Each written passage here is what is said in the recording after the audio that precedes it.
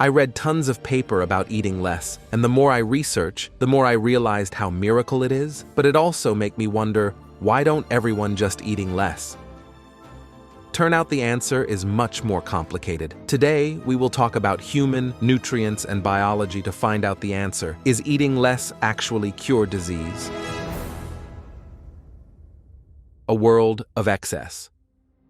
Few people realize that the human mechanism for processing large amounts of food is no longer suitable for modern times. Tens of thousands of years ago, Homo sapiens began migrating from Africa to other places, and in those days, nature was not kind to them at all. The places they reached were no longer Africa, where lands that had once been humid and warm gradually became cold. The forests that once provided them with abundant fruit slowly turned into simple grasslands. They faced cold for many months, accompanied by nutritional deficiencies. In these circumstances, their genes gradually adapted to the harsh environment through an excellent ability to store energy. Homo sapiens, who could convert the abundant food they found during the rainy season into a layer of fat surrounding their bodies, ready to be used when the weather turned bad. This directly helped us to travel farther for many days and in various weather conditions without worrying about finding food in the near term. Thanks to this, humanity's expansion journey across the world became easier and superior to many other species. Today, we can access food sources more quickly and easily than at any time in the past. Starvation in modern society is so foreign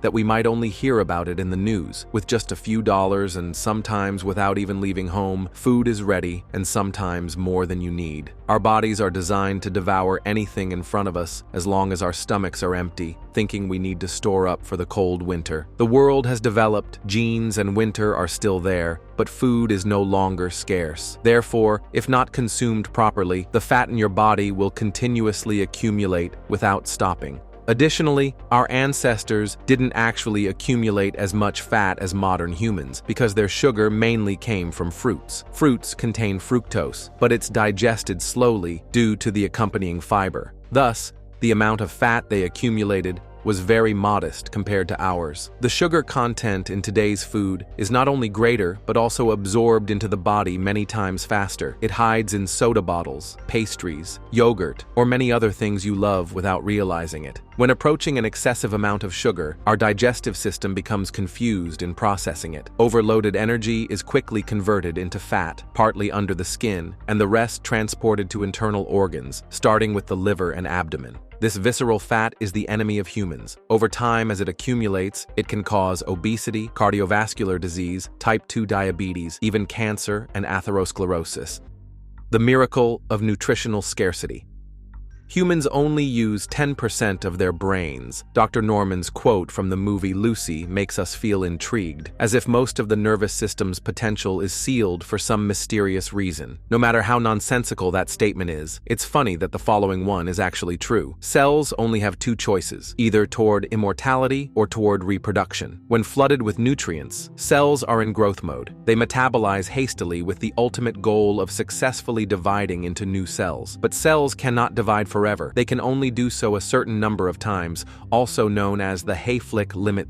The more diligently cells divide, the faster you age. On the other hand, when nutrients are scarce, cells enter conservation mode. From growth to foraging, they do everything more slowly and efficiently. Instead of always taking from new food sources, they look for pre-existing excess substances. The miracle lies in the fact that excess substances are taken from old or damaged cell parts. This mechanism is called autophagy. Basically, autophagy is like instead of spending money on new things, you make a chair from a broken wardrobe. This not only helps keep the cell's house tidy, but also helps remove parts that are old or damaged. Next time, your cells function more smoothly and efficiently without needing cell division.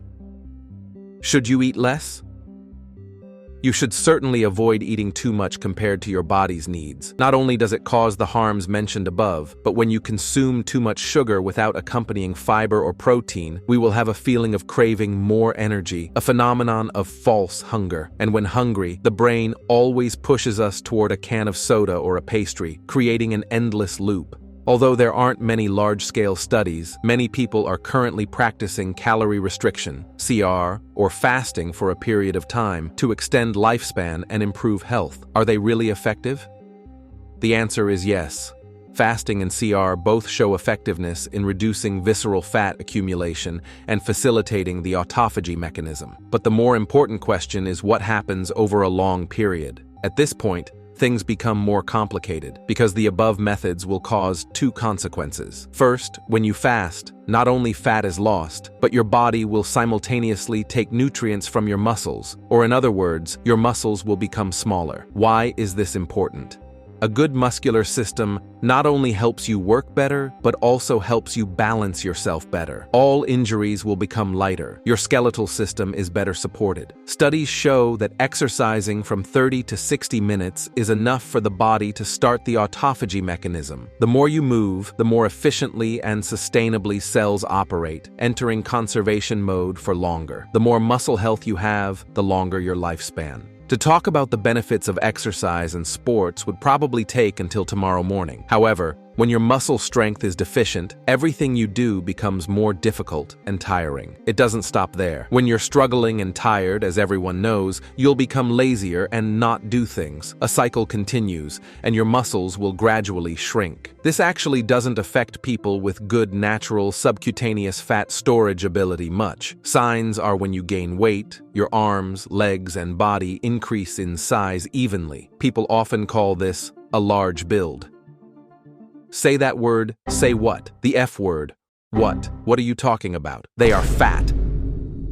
Because fat is accumulated evenly everywhere, so the effect on muscles will be less. But for people whose fat accumulates mainly in the abdomen, the muscle mass in arms and legs will be more affected. And of course, we need strong limbs to move. Everyone knows their body type, so choose carefully. The second factor you need to consider, apart from having been staring at your limbs all this time, is that reducing your food portions can lead to micronutrient deficiencies. Imagine this. Your current weekly diet provides you with enough energy, even excess. However, there's only one micronutrient that the diet doesn't fully meet for you. Let's take calcium as an example. Each day, you only consume 800 milligrams of calcium instead of the 1,000 milligrams your body needs. A small calcium deficiency doesn't seem like a big problem, but now with eating less, you only consume 400 milligrams daily. Suddenly, the calcium deficiency becomes more serious, and lacking these micronutrients will lead to many other problems in the body. For example, just with calcium deficiency over a long period, your skeletal system, muscles, even your mental state will suffer consequences. And of course, this can lead to countless other diseases. Eating less needs to be measured and carefully considered because you might be eating a lot,